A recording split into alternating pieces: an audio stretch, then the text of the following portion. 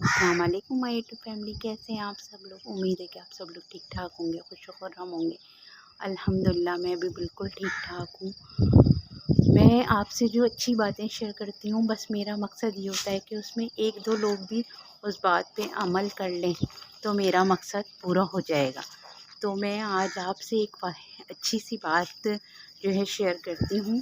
कौवा वाहिद परिंदा है जो ख्वाब को छेड़ने की जसारत करता है। वो उकाब की पीठ पर बैठकर इसकी गर्दन काटता है, मगर उकाब इसे कोई जवाब नहीं देता, ना इससे लड़ता है। ये कौवे के साथ वक्त और तवानाई सर्फ नहीं करता। उकाब सिर्फ अपने परों को खोलता है और ऊंची उड़ान शुरू कर देता है।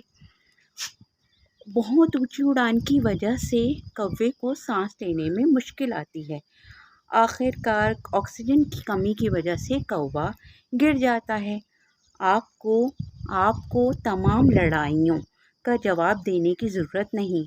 आपको तमाम दलाइल और इल्ज़ामात के जवाब देने की ज़रूरत नहीं। बस आपको क्या करना चाहिए, आप अपने मेयार को ऊंचा रखें, अपने मेयार को कायम व दायम रखें। तो आपके साथ जो लड़ने वाले और जो बहस करने वाले होंगे ना, वो खुद ब खुद गिर जाएंगे। और जो है कौवों के साथ वक्त ज़ाया करना छोड़ दें। अपने किरदार को मजबूत और बाकिरदार बनाएं।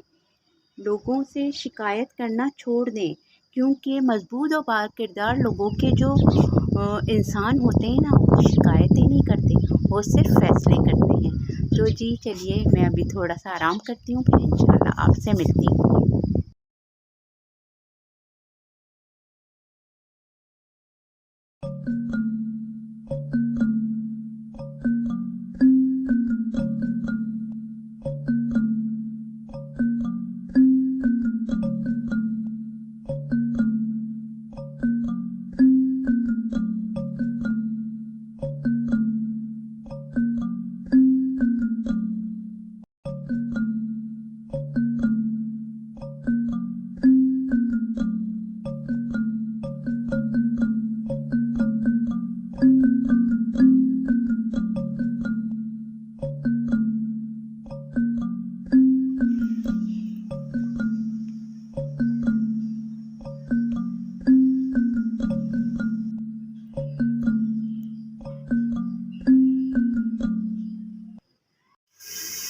तो जी आज मैं बना रही हूँ गोभी गोश्त। सबका अपना अपना स्टाइल होता है, मैं इस तरीके से बनाती हूँ। कुछ लोग जो हैं सब चीज़ें साथ चढ़ा देते हैं, मैं कुछ इस स्टाइल से बनाती हूँ। ये मैं प्याज को ना हल्का सा थोड़ा गोल्डन कर लूँगी, फिर मैं इसमें लहसुन अदरक डालूँगी। ये गोल्डन हो गई थी प्याज और इसमें मैंने लहसुन अदरक भून लिया था। अब मैंने इसमें गोश्त डाल दिया है और गोश्त को इतना भूनूंगी कि इसका कलर चेंज हो जाए। ये देखें, ये है मेरा गोश्त जो है, इतना भून लिया था मैंने कि इसका कलर चेंज हो गया। और जो है अब मैं इसमें बेसिक मसाले डालूँगी।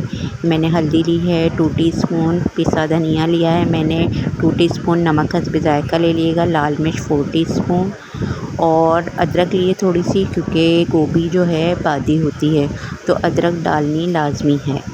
और ये सब मसाले मैं इसमें डाल के फिर इसमें मैं थोड़ा सा पानी डालूँगी और इसको कम से कम 3 से 4 मिनट भून लूँगी ताकि ऑयल ऊपर आ जाए। फिर इसमें मैं टमाटर डालूँगी। देखिए इसके टमाटर जो हैं ये भुन गए थे। अब मैंने इसमें थोड़ा पानी डाला है। अब मैं इसको गोश्त को कम से कम 90% गला लूँगी। तो जी ये मैंने गोभी बड़ी बड़ी काट ली है, उसमें थोड़ी सी हल्दी नमक डाला है और ये मैं थोड़ी सी इसमें पालक मिलाऊंगी, क्योंकि ये मेरी अम्मी की रेसिपी है और मेरी अम्मी जो हैं पालक ज़रूर डालती थी, थोड़ी डालें लेकिन डालती ज़रूर थी। और जी मैं इसे जो है पकने के लिए रख दूँगी ताकि गोभी गल जाए। मैं इस तरीके से भी इसे बना लेती हूँ और जैसे मैंने कहा था आपसे गोश्त 90% गला लें तो उसमें भी डाल देती हूँ, लेकिन आज मैं अलग से इसे वो कर रही हूँ, गला रही हूँ। और दूसरे इसमें पानी बिल्कुल थोड़ा सा डालिएगा, सब्ज़ी में ज़्यादा पानी नहीं डालते। मेरा 90% गोश्त गल गया था।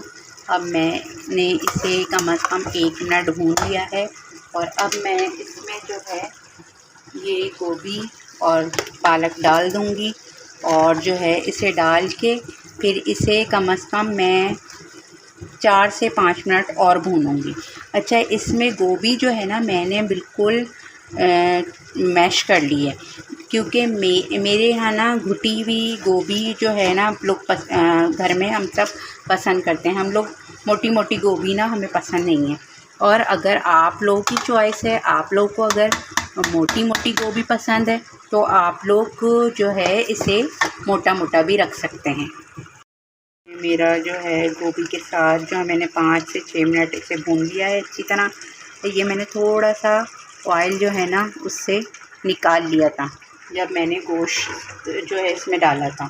ये मैंने इसमें डाल दिया। ये थोड़ी सी हरी मिर्चें इसमें डाल दी और मैं थोड़ा सा पिसा गरम मसाला डाल के इसे 3 से 4 मिनट जो है दम पे रखूँगी। ये मेरा बिल्कुल तैयार है गोभी गोश्त। ज़रूर बताइएगा कैसा लगा। और जी, हम लोग जो है चावलों के साथ गोभी गोश्त खाते हैं, सादे चावलों के साथ। आप लोग मुझे कमेंट्स में बताइएगा आप लोग गोभी गोश्त कैसे खाते हैं।